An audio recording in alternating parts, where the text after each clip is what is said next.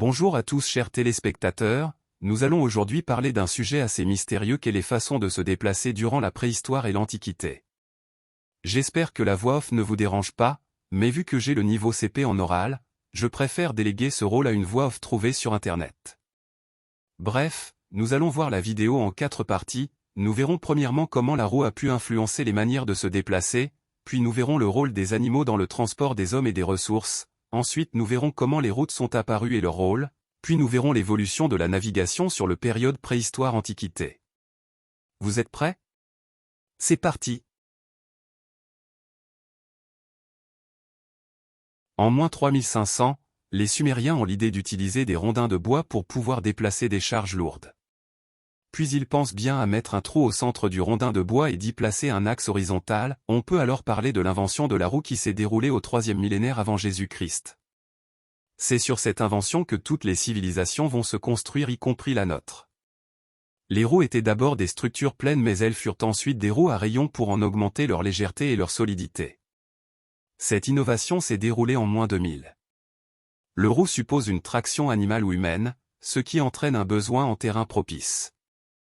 Il faut savoir que les Sumériens n'ont pas l'idée d'inventer la roue comme ça, du jour au lendemain, cela s'est fait sur des centaines d'années. Même la forme ronde, ce n'est pas l'homme qui l'a imaginée, cette forme est abondante dans la nature, avec les astres, les yeux des animaux, les fruits et ainsi de suite. Naissant en Mésopotamie ancienne, la roue se diffuse ensuite au Proche-Orient, dans la Méditerranée orientale, jusqu'en Chine et dans le monde celtique. Elle se diffuse en fait là où les conditions environnementales sont bonnes. L'invention de la roue va forcer la construction des routes, accélérer les communications et le transport des bêtes ainsi que révolutionner l'agriculture en inventant les charrues, en améliorant l'efficacité et la productivité des agriculteurs de l'époque. C'est sur la roue que se sont forgées nos civilisations, encore aujourd'hui d'ailleurs et dans le futur probablement.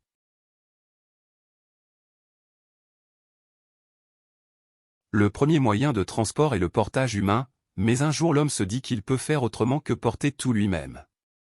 Au 4e millénaire avant Jésus-Christ, l'homme domestique le bœuf pour tirer des charges, notamment dans l'agriculture. L'âne domestique est domestiqué le même millénaire, mais lui tirera non seulement des charges mais aussi des personnes. Quant au cheval, il sera domestiqué 2000 ans plus tard, au 2e millénaire avant Jésus-Christ. Il sera immédiatement destiné à une certaine classe noble et riche. La domestication de l'animal vient en fait compléter l'invention de la roue, qui malgré son importance ne suffit pas à transporter des charges à lui tout seul. Les effets de la domestication des animaux dans le transport est le même globalement que celui de la roue, il accélère les communications, augmente la productivité des agriculteurs et facilite la vie de l'homme dans le transport.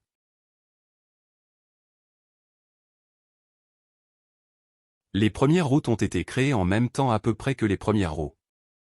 Elles ont été utilisées pour approvisionner les villes en Mésopotamie, elles ont aussi servi pour le commerce terrestre, et également à des objectifs militaires. Dès le XIe siècle avant Jésus-Christ, les Chinois ont leur réseau de routes dont l'axe principal est la route de la soie. En Amérique aussi, les Incas ont leur réseau routier.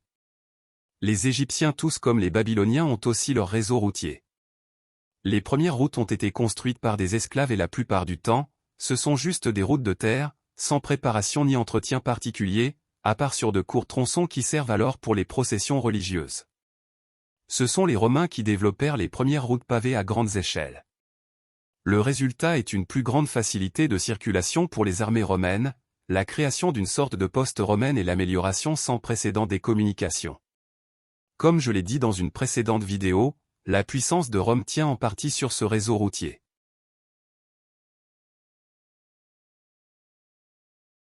Et maintenant, passons à la dernière partie, c'est-à-dire la navigation durant la préhistoire et l'Antiquité.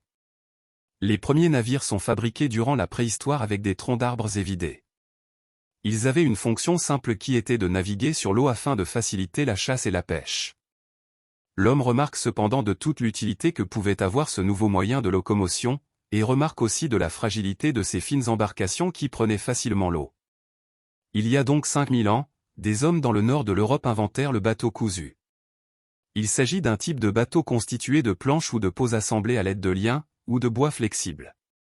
Il sera repris par les Égyptiens et aura l'avantage de ne pas trop exiger de ressources pour pouvoir être construit. En parallèle, les navigateurs ont remarqué qu'en tendant une peau de bête au-dessus de leur bateau, cela permettait au vent de faire avancer le navire. C'est l'invention de la voile qui s'est déroulée au 3e millénaire avant notre ère. Dans un premier temps, les hommes ne savaient utiliser la voile que lorsque le vent venait de l'arrière, et quand ce n'était pas le cas, la rame redevenait indispensable. Mais les navigateurs sauront bien vite domestiquer le vent et peupleront ainsi l'Océanie. Les Égyptiens sont un peuple qui maîtrisèrent bien rapidement la navigation et dès le 5e millénaire avant Jésus-Christ, ils sauront aussi bien naviguer sur le Nil que sur les mers. Des pharaons creuseront un canal qui relie le Nil et la mer Rouge. Plus tard, les Phéniciens et les Grecs termineront le travail des Égyptiens en inventant les trières. Ils explorèrent et colonisèrent toute la Méditerranée à bord de leurs navires. Les Phéniciens fondent ainsi Carthage en -814 et les Grecs fondèrent Syracuse en 734 avant Jésus-Christ. Certaines puissances côtières, notamment les Grecs, firent construire des phares pour conduire les marins, ce qui s'avère assez peu utile dans les temps puisque les marins ne s'aventurent alors peu hors de vue des côtes. Les navires ont alors une fonction de commerce mais peuvent aussi servir au transport de personnes voire même de troupes. Pour conclure, les bateaux sont d'abord de simples troncs d'arbres évidés, puis ils furent des bateaux cousus puis des trières. L'utilité du navire dans le transport est énorme. Il permet de se déplacer plus vite dans des régions assez difficiles de déplacement. Il améliore les communications pour le commerce et fait en sorte que la mer devienne un lieu stratégique. Pour conclure, le premier transport est le portage humain. Puis au néolithique, la roue et l'animal commencent à servir l'homme, la navigation sert dans les endroits où l'on ne peut pas circuler sur terre. Les routes terrestres viennent enfin fluidifier le transport terrestre. La vidéo est maintenant terminée, si vous l'avez aimée, abonnez-vous, et moi je vous à la prochaine.